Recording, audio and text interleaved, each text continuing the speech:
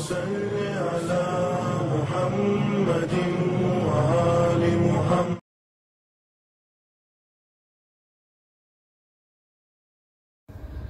औज़ुबिल्लाहि मिनश्शैतानिर्रजीम बिस्मिल्लाहिर्रहमानिर्रहीम व बिही नस्तईन व हुवा खैरुम व नासिरुम व मुईन।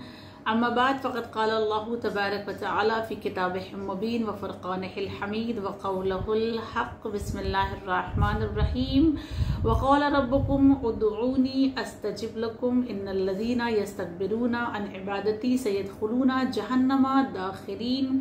सदक़ल्लाहुल अलियुल अज़ीम। अस्सलाम वालेकुम वरहमतुल्लाहि वबरकातुहू। हम और आप मुसलसल सूरह मोमिन की आयत नंबर 60 से ये समझने की कोशिश कर रहे हैं कि खुदा ने अगर हमसे कहा है कि हम उससे मांगे तो वो हमें अता करेगा, तो बिलाखिर उससे मांगने का अंदाज क्या है और उसके देने का अंदाज क्या है, वो किस तरह से अता करता है, उसकी अताएं कितनी खूबसूरत हैं और हमारे मांगने में किस तरह से आजिज़ी होनी चाहिए। अगर हम इस फ़लसफ़े को समझना चाहें कि दुआ करने का अंदाज क्या होना चाहिए और खुदा हमें देता किस अंदाज में है, तो हम माह रमज़ानुल मुबारक की रिकमेंड की गई दुआओं को अगर हम देख लें, उन्हें हम समझ लें, तो हमें बहुत जल्दी और आसानी से ये बात समझ में आएगी कि खुदा ने जो दुआ का फ़लसफ़ा बयान किया है वो क्या है। जहाँ माह रमज़ानुल मुबारक में बहुत सारी दुआओं को पढ़ने की ताकीद की गई है, वहीं पर एक दुआ हमें मिलती है, दुआए अबू हमज़ा सोमाली। अबू हमज़ा सोमाली जो इमाम सज्जाद अलैहिस्सलातु वस्सलाम के शागिर्द में से हैं। दुआ दरअसल इमाम सज्जाद की है, लेकिन चूंकि इमाम सज्जाद ने इस दुआ को अबू हमज़ा सोमाली को तालीम दिया था, लिहाजा नाम इसका अबू हमज़ा सोमाली रख दिया गया। जिस तरह दुआए कुमैल दुआ अमीरुल मोमिनीन की है, लेकिन चूंकि मौला ने हज़रत कुमैल को तालीम दी, लिहाजा उनका नाम उनके नाम पर यह दुआ मंसूब हो गई, दुआए कुमैल उसे कहा जाने लगा। उसी तरह ये दुआए अबू हमज़ा सोमाली है। हम सबसे पहले ये समझने की कोशिश करेंगे कि ये अबू हमज़ा सोमाली कौन थे, इनका मकाम क्या है, इनका रुतबा क्या है। असल में इनके मकाम और मंजिलत के लिए इतना ही काफ़ी है कि इन्होंने इमाम सज्जाद का ज़माना देखा, फिर उसके बाद इमाम बाकर का ज़माना देखा, फिर इमाम सादिक अलैहिस्सलातु वस्सलाम का भी ज़माना देखा, और इन तीनों आइम्मा के ये सहाबी रहे हैं। इनको मुहद्दिस का लक़ब दिया गया, फ़ुक़हा का लक़ब दिया गया, मुफस्सिर का लक़ब दिया गया, यानी ये मुफस्सिर भी थे, मुहद्दिस भी थे, और बाकायदा इनके लिए मशहूर है कि कूफे की सरजमीन के ये फ़क़ीह थे।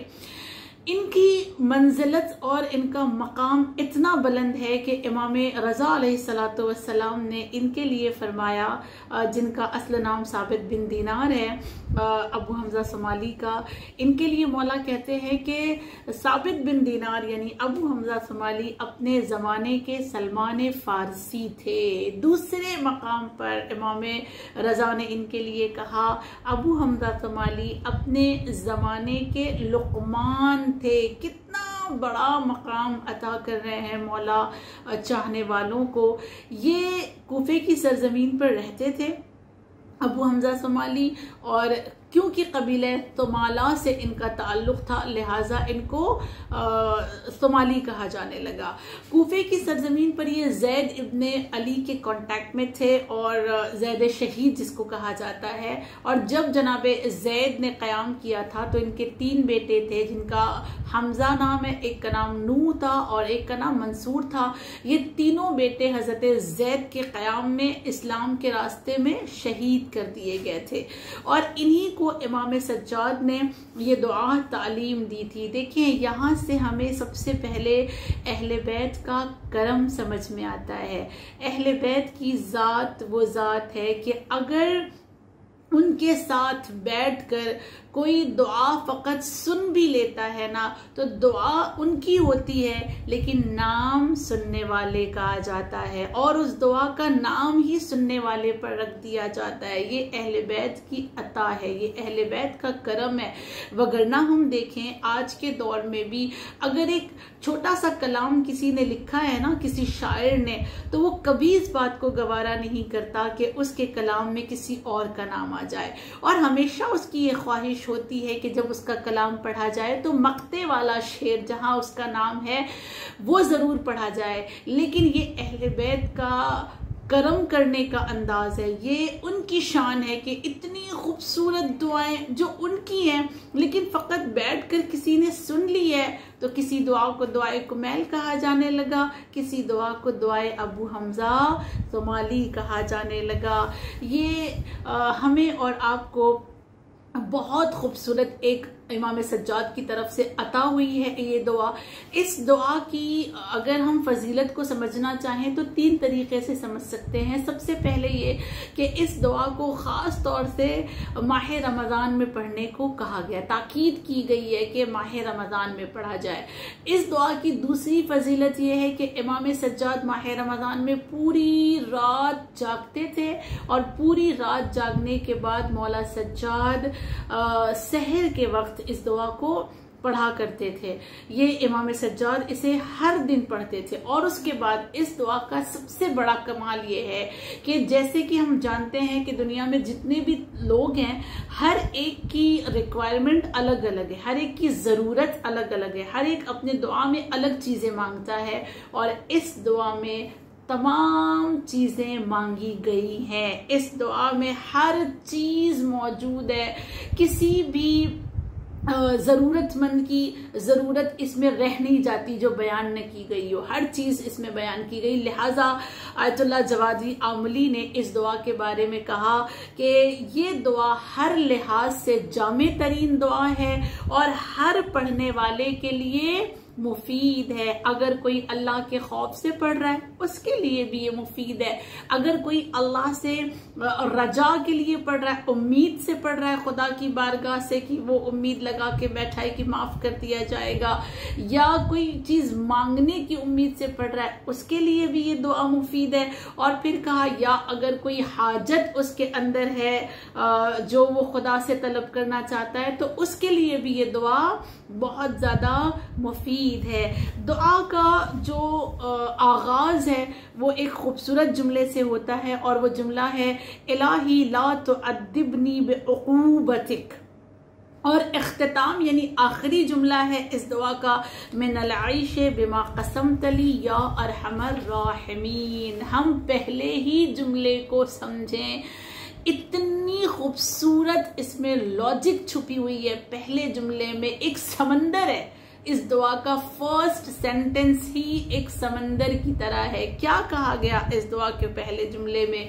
इलाही ला तुअद्दिबनी बिउक़ूबतिक, यानी खुदाया अपने अजाब के जरिए से मेरी तंबीह न करना, यानी मुझे अगर सीधा रास्ता दिखाना है और तो अपने अजाब के जरिए से नहीं दिखाना, मुझे ताकीद करना है, मुझे हिदायत देना है तो अजाब के जरिए से न करना। खुदा वंदे करीम से अजाब से पनाह मांगा जा रहा है, और फिर ये कहा जा रहा है कि खुदा वंदे करीम अजाब के जरिए से मेरी तंबीह न करना, बल्कि ए खुदाया तूने अहले बैत की मोहब्बत से नवाजा है, और अहले बैत की मोहब्बत वो मोहब्बत है जो इंसान को गुनाहों से बचा ले जाती है, इंसान को बहुत दूर कर देती है आलूदगियों से, गंदगी से, गुनाहों की नजासतों से इंसान बहुत दूर हो जाता है जब वो अहले बैत की मोहब्बत में सरशार होता है। लिहाजा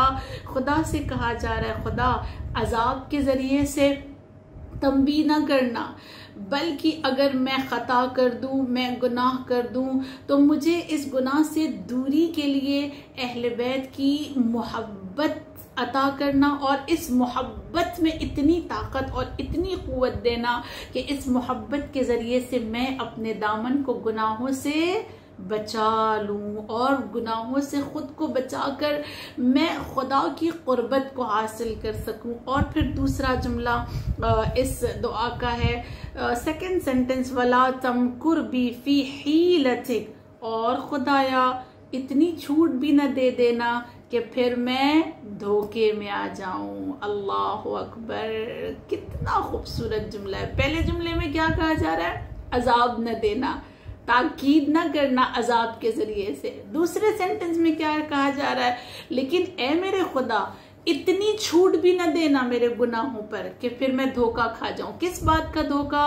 कि मैं गुनाह करती चली जा रही हूं और फिर मुझ पर कोई अजाब नहीं नाजिल हो रहा है, मुझे कोई सजा नहीं मिल रही है, तो मैं अपने आप में इस धोखे में न आ जाऊं कि चूंकि मैं मोमिना हूं, हाँ, और अल्लाह की पसंदीदा हूं, इसलिए मुझ पर अजाब नहीं हो रहा है। खुदावंदे करीम का एक निजाम ये भी है कि वो अपने नेक बंदे को बाज औकात फौरन अजाब देता है और फौरन सजा देता है, ताकि जो खता उससे हुई है उस खता पर वो शर्मिंदा होकर मेरी बारगाह में वापस पलट कर आ जाए। देखिए, अली का एक चाहने वाला, मौला का एक चाहने वाला जब कुर्सी से गिर गया और गिरकर उसको खून बहने लगा तो बेचारा परेशान हुआ और मौला की तरफ देखता है। मौला बड़ी हसरत से उसको देखते हैं और देखकर कहते हैं कि ये परवरदिगार आलम की तरफ से था।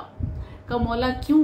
का इसलिए कि तू अल्लाह का नेक बंदा है, अल्लाह का बहुत पसंदीदा बंदा है, और तेरी आदत ये है कि तू हर काम से पहले बिस्मिल्लाह करता था, लेकिन आज कुर्सी पे बैठने से पहले चूंकि तूने बिस्मिल्लाह नहीं किया तो तेरी इस खता की तरफ तवज्जो दिलाने के लिए अल्लाह ने तुझे गिराया, तुझे थोड़ा सा जख्म दिया, ताकि वो जो तेरी आदत है वो बाकी रहे। खुदा बाज औकात अपने मोमिन बंदे को इस तरह से सजा देता है, छोटी छोटी सी, ताकि वो मोमिन बंदा कहीं अल्लाह से दूर ना हो जाए, खुदा के करीब रहे। कितना खूबसूरत निज़ाम है माबूद का।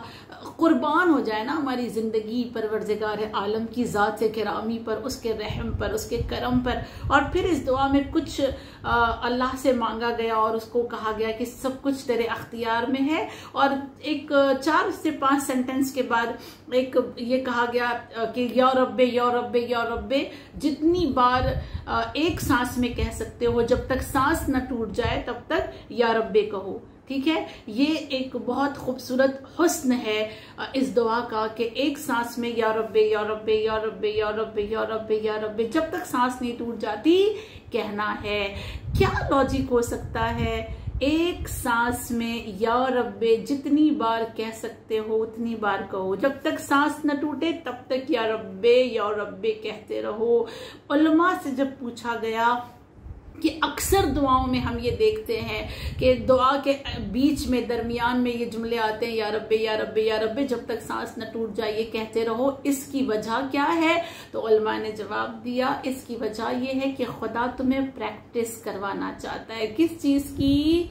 जब तुम्हारी सांस टूटेगी उस लम्हे की, और उस वक्त भी तुम्हारी जबान पर जब सांस टूट रही होगी, जब सकरात की मंजिल होगी, जब आखिरी सांस होगी, तो उस लम्हे पर भी तुम्हारे जबान पर एक ही जुमला रहे, या रब्बे या रब्बे या रब्बे या रब्बे।